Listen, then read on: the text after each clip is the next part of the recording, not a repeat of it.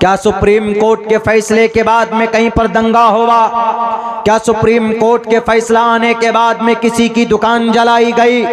क्या supreme court का बाबरी मस्जिद के खिलाफ, बाबरी मस्जिद राम मंदिर का फैसला आया तो कहीं पर कोई प्रोटेस्ट किया गया? सिर्फ इतना जरूर हुआ था, सुप्रीम कोर्ट का फैसला आने के बाद यूं कहा गया था कि रिव्यू पिटीशन दायर करेंगे।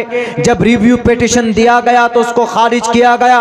यहां तक कि यूनाइटेड नेशन, अक़वाम मुत्तहिदा में भी इस मैटर को नहीं लेकर पहुंचाया गया। इसलिए और कितना नुकसान होगा इस देश का, इस मुल्क का।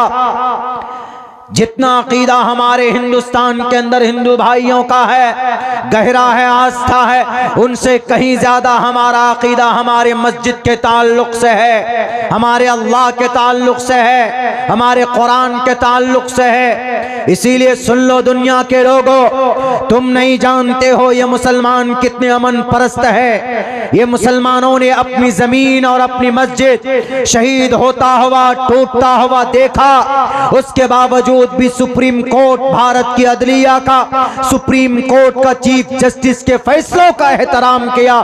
दुनिया जानती है, दुनिया ने लिखा है अपनी अपनी तारीख की किताबों में कि बाबरी मस्जिद दलाइल मस्जिद के फेवर में थे, लेकिन फिर भी मंदिर के हक में फैसला हुआ।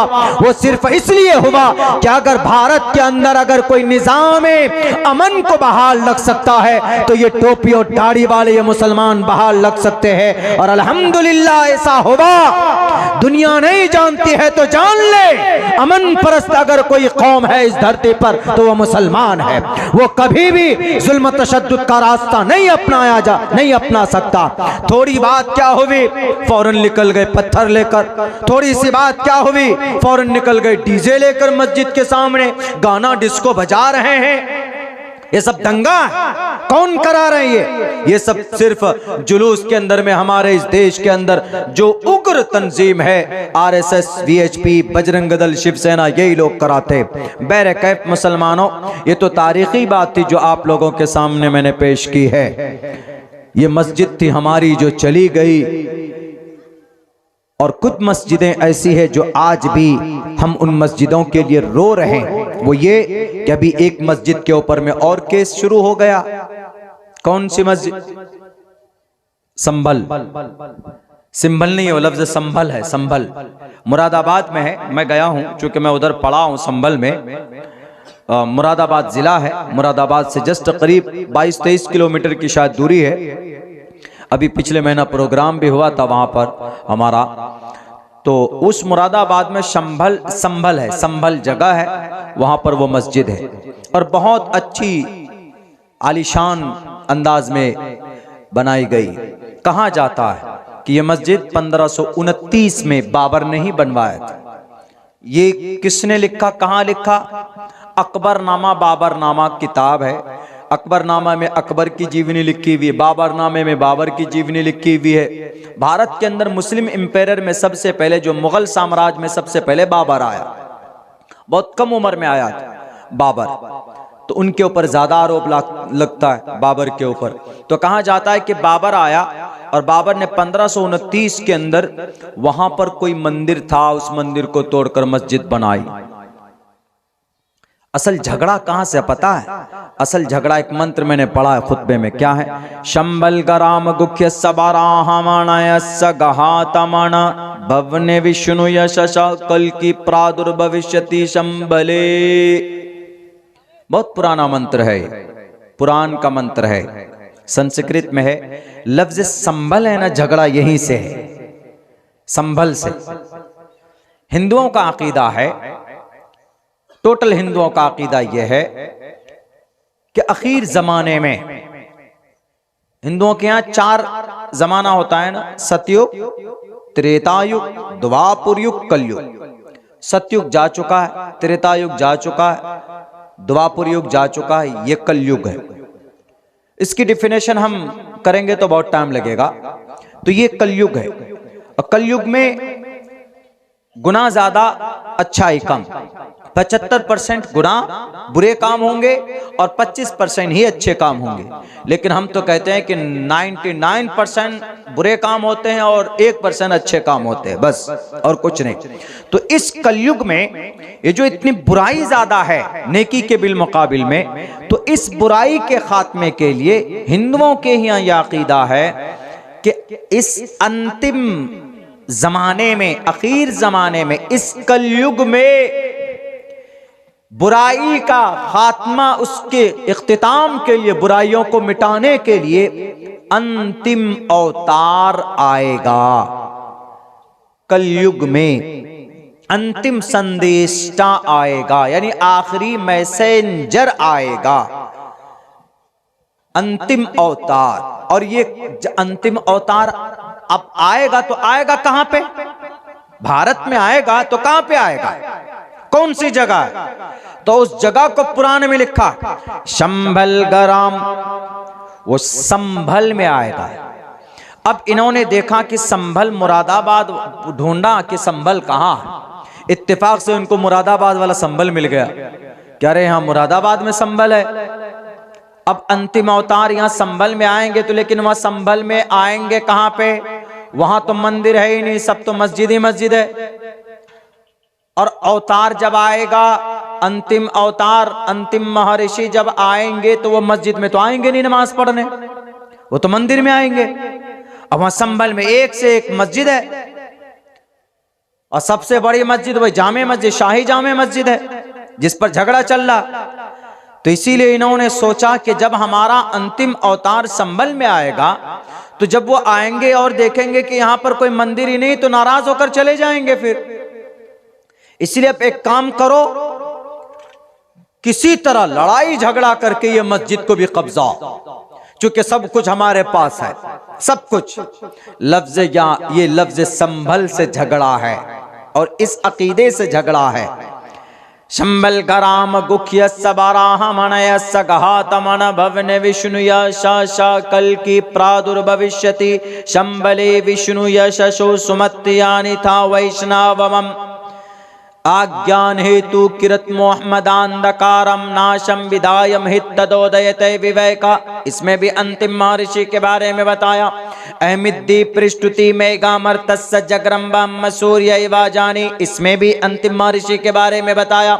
वैदाहम में पुरुष महानिमादित्यो वरुण तपस्य प्रस्तातयन्याय, इसमें भी अंतिम महर्षि को बताया। नराशन सम महाप्रियमसि यज्ञ, इसमें भी अंतिम महर्षि को बताया। नराशन सम्माजिनम वाजत्री शैदीरम पोषणम सन्मैरी मेरतम न दुर्गादवसवा सुदानवो विश्व सम्मातुरो अहंसो निष्पिपर्ता, इसमें भी अंतिम महर्षि को बताया है।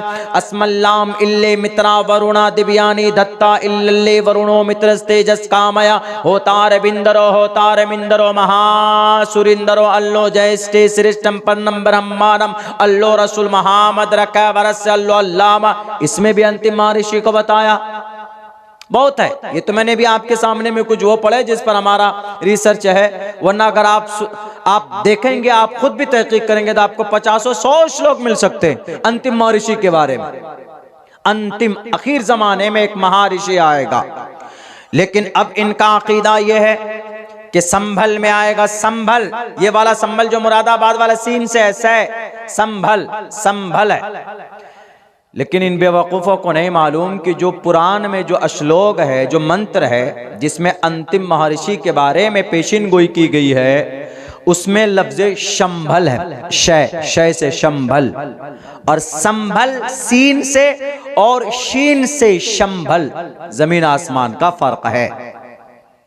जाहिलों को क्या पता, इन लोगों को तो कभी गए नहीं पाठशाला वगैरह, कभी नहीं गए लोग कहीं पढ़ने के लिए, तो इनको पता चलता कि भाई क्या लिखा है मंत्र में, श्लोक में क्या लिखा है।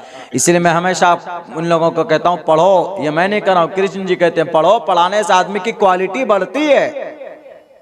पढ़िए, अल्लाह का पैगाम भी सबसे पहला कुरान में यही है, क़रा बिस्मि रब्बिकल लज़ी खलक़, पढ़िए। मेरे भाइयों, लफ्ज़ संभल से झगड़ा पैदा हुआ, और ऐसा झगड़ा हुआ इतनी तेजी केस में आज तक नहीं देखी गई जितना कि संभल वाले मैटर में तेजी आई। एक आदमी याचिका लेकर पहुंचा, कहां पर, वहां के सेशन कोर्ट में पहुंचा, शायद हाई कोर्ट या कहां पहुंचा, कोर्ट में पहुंचा। क्या मैटर है? अच्छा, संभल की जामे मस्जिद के नीचे मंदिर है, ठीक है, क्या कर रहा है? सर्वे। फौरन लिख दिया जजमेंट, जाओ सर्वे होना चाहिए। और फौरन वो चीज चली गई सर्वे टीम के पास। सर्वे टीम से फौरन पुलिस वाले सब मिला जुला करके एकदम 2 घंटे नहीं लगे, 2 घंटे के अंदर पहुंच गए। कहां? मंदिर ढूंढने के लिए 2 घंटे। अगर इतनी फुर्ती विजय माल्या को पकड़ने में लगाते ना, 9,500 करोड़ रुपए बच जाता हमारे देश का। 2 घंटे क्या, 2 साल भी कम पड़ गए उनको। अगर इतनी फुर्ती समाज के अंदर बुराई के खात्मे के लिए लगाए जाए ना, तो एक भी रेपिस्ट, एक भी डाकू और एक भी करप्ट लोग नहीं पाए जाएंगे हमारे देश में, और हमारा देश पता नहीं कितनी तरक्की करेगा। मेरे भाइयों, फौरन 2 घंटे में सब कुछ हो जाता है। चलो भैया, सर्वे भी हो गया, सर्वे करके चले गए। फिर दोबारा आए, उस मर्तबा में यह बहस हुई कि नहीं नहीं, ये जो हौज है, ये जो पानी है, उसका पानी सुखाने लगे तो लोगों को ऐसा महसूस हुआ कि शायद तोड़ रहे हैं कुछ, तो वहां के नौजवान भड़क गए। और यकीनन जाहिर सी बात है कि अगर हम किसी मंदिर में घुसेंगे और वहां पर मूर्ति रखी हुई होगी, उस मूर्ति को उठाकर देखेंगे कि भाई कहीं यहाँ पर अल्लाह तो दफन नहीं है, लफ्ज़ अल्लाह, कहीं यहाँ पर कुछ हमारा कुरान तो दफन नहीं है, हम भी बहाना बनाएंगे। तो हिंदू जाहिर सी बात है कि फौरन त्रिशूल लेकर आ जाएंगे, तलवार लेकर आ जाएंगे, कोई हनुमान चालीसा पढ़ता हुआ आएगा, कोई मंत्र पढ़ता हुआ आएगा, कोई कुछ पढ़ता हुआ आएगा, कुछ भी हो सकता है, आएगा फौरन। ऐसे ही वहां पर हुआ। जब दूसरी मर्तबा सर्वे की कोशिश की गई, बिना किसी पूछे, बिना किसी जानकारी के, अगर आपको सर्वे करना था, आपको तहकीक करनी थी, तो मस्जिद कमेटी के पास पहुंचते, जो मुतवल्ली हैं, जो सदर हैं, जो सेक्रेटरी, और कहते कि हम तहकीक करना चाहते हैं, सर्वे करना चाहते,